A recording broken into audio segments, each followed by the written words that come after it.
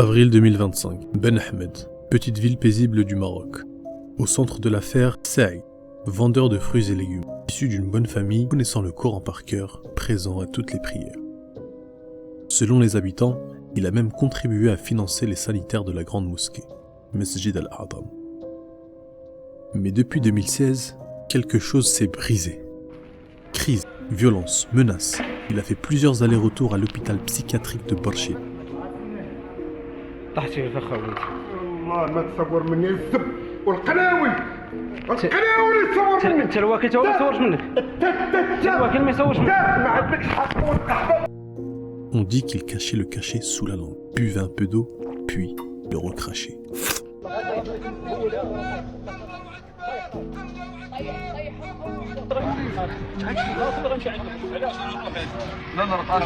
Si tu veux des enquêtes vraies et sombres du Maroc, abonne-toi à Héritage Macabre et active la cloche.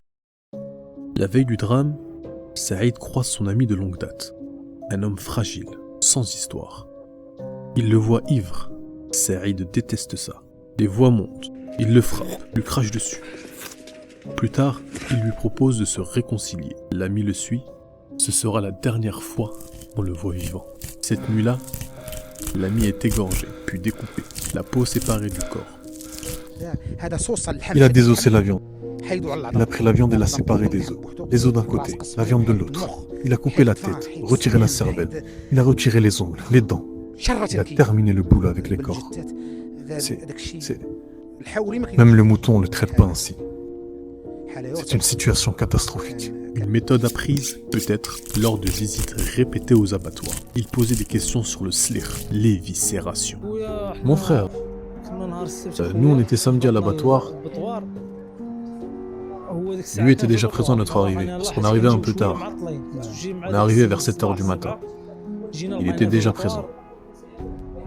Bref, quand on lui a demandé pourquoi il est là, il nous a répondu « Je suis venu pour apprendre à dépouiller une bête ». Un témoin dit même l'avoir vu déposer de la viande pour la griller en kefta. À l'aube, pour la salade du Fajr, des fidèles viennent faire les ablutions. La porte est fermée. Saïd, حل الباب. وحل الباب راه الناس بغاو يتوضاو. وسعيد. Pas de réponse. Silence. Les fidèles repartent. Au dhuhr, ils reviennent. Ils appellent encore. وحل الباب صاحبي. وسعيد وحل الباب. خلوني سيروا بحالاتكم. اعطوني التسع. On pense à une nouvelle crise. Personne n'imagine encore l'horreur juste derrière la porte. Avant la prière du Asr, la police est appelée. Saïd refuse d'ouvrir. Il faut une échelle et 3 agents armés pour le maîtriser. Il pleure, rit, puis récite le Coran à voix haute.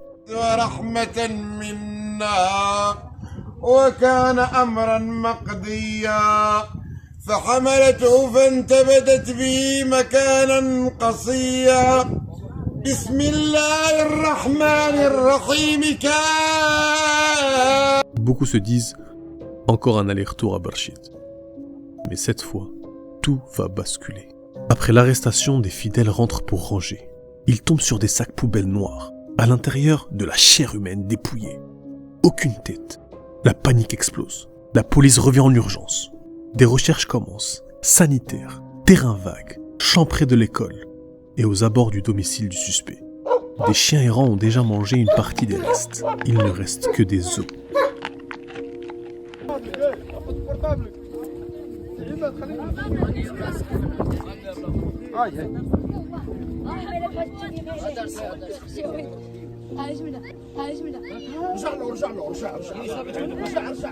Chez Saïd, la perquisition glace le sang.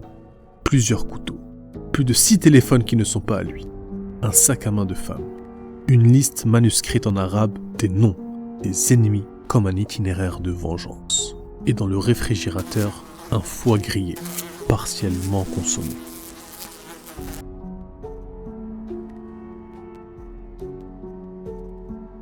La première victime, l'ami proche, un homme fragile, bon, ses restes sont retrouvés dans les sanitaires de la mosquée.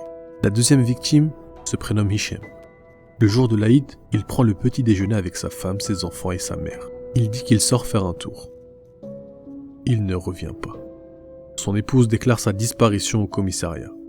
Lors de la perquisition, on lui montre des vêtements saisis chez Saïd. Elle s'évanouit en les reconnaissant.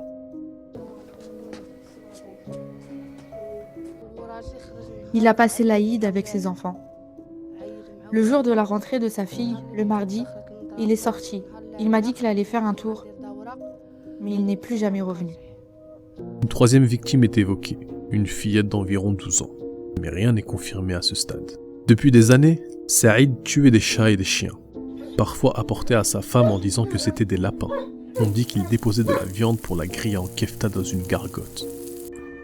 Vérité judiciaire ou rumeur noire, l'enquête doit parler.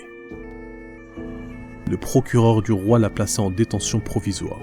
L'enquête continue et d'autres victimes ne sont pas exclues. Pour Ben Ahmed, le cauchemar ne fait que commencer. Si cette histoire t'a glacé, abonne-toi à Héritage Macabre, partage la vidéo et active la cloche pour suivre la suite de l'enquête.